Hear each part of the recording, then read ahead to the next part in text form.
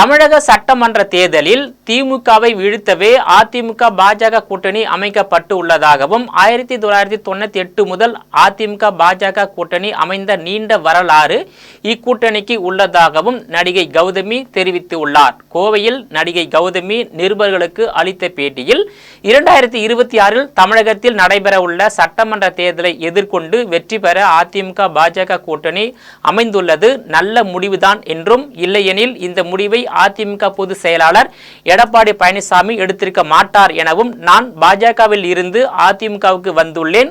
பாஜகவில் இருந்து விலகியதற்கும் அதிமுகவில் இணைந்ததற்கும் நிறைய இடைவெளி உள்ளதாகவும் தெரிவித்துள்ளார்.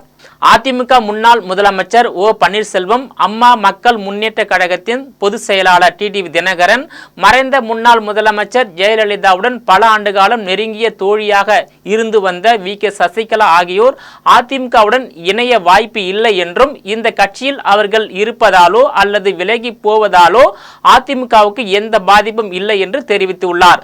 புதிய பாஜக மாநில தலைவராக நயினார் நாகேந்திரன் தேர்வு செய்யப்பட்டதற்கு வாழ்த்துக்கள் தெரிவித்துள்ள நடிகை கௌதமி, வலுவான கூட்டணியை வைத்துள்ள திமுகவை எப்படியாவது வீழ்த்த வேண்டும் என்பதற்காக அதிமுக பாஜக கூட்டணி அமைக்கப்பட்டு உள்ளதை குறிப்பிட்டுள்ளார்.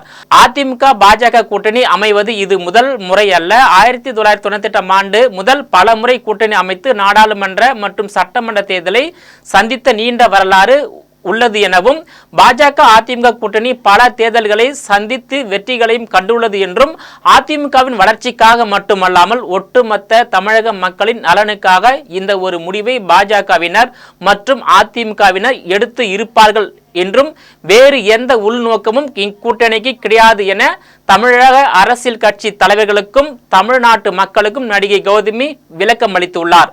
கடந்த 4 ஆண்டுகால திமுக ஆட்சியில் அனைத்து அத்தியாவசிய பொருட்களின் விலை பல மடங்கு உயர்ந்து உள்ளதாகவும், கொடுத்த வாக்குறுதிகளை நிறைவேற்றவில்லை என்றும், தமிழக அரசின் அனைத்து துறைகளிலும் ஊழல் லஞ்சம் மூழ்கி உள்ளதாகவும், கனிம வளத்தையும் இயற்கை வளத்தையும் மக்களின் வரி பணத்தையும் ஆளும் திமுக சுரண்டி கொள்ளையடித்து வருவதாகவும், ஆனால் தமிழ்நாட்டு மக்களின் ஊதியமும் பொருளாதாரமும் வாழ்வாதாரமும் உயரவில்லை, இளைஞர்களுக்கு வேலை வாய்ப்பு இல்லை, பெண்களுக்கு சிறுமிகளுக்கும் பாதுகாப்பு இல்லை, யாருடைய உரிமையும் பாதுகாக்கப்படவில்லை என்றும் தெரிவித்துள்ளார். தமிழகத்தில் திமுக ஆட்சி அமைந்து 4 ஆண்டுகள் முடிந்துவிட்ட நிலையில் இனி வரும் காலங்களில் அவர்களது செயல்பாடுகள் வெறும் மாயையாகவே இருக்கும் எனவும், இந்நிலையில் 2026 ஆண்டு தமிழகத்தில் நடைபெறும் சட்டமன்ற தேர்தலில் அதிமுக தலைமையிலான தேசிய ஜனநாயக கூட்டணி வெற்றி பெற்று ஆட்சி அமையும் என்று நடிகை கௌதமி நம்பிக்கை தெரிவித்துள்ளார்.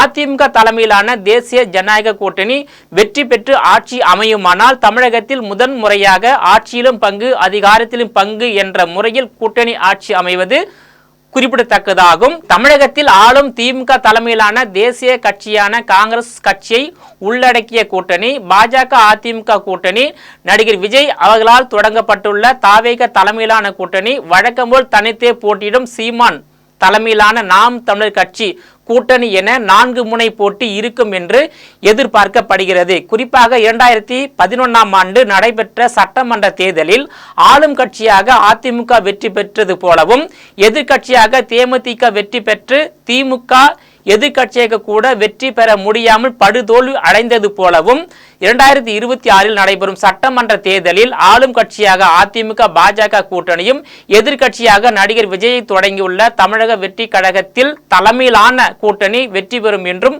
தமிழக மக்கள் மத்தியிலும் தமிழக அரசியல் களத்திலும் பேசு பொருளாக உள்ளது குறிப்பிடத்தக்கதாகும். நேயர்களை மீண்டும் இது போன்ற மற்றொரு நிகழ்ச்சியில் சந்திக்கிறேன். அதுவரையில் உங்களிடமிருந்து விடைபெறுவது நான் உங்கள் விஜயபாலன்.